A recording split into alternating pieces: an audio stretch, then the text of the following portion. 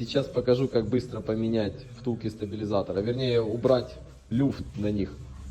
Просто надо забить гвоздь.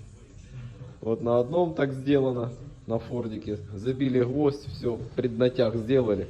И пойдет, машинка поедет дальше. На втором так же само, да, Вовчик? Да.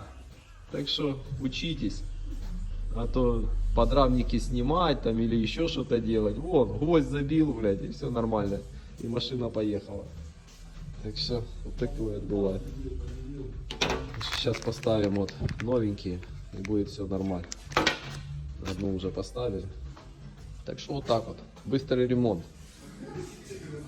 Блин, секреты сдали, да? Без работы. Гвоздь забил, а можно еще и несколько забить. И будет все. Шурум закрутить. Так что учитесь, ребят, как нужно делать ремонт.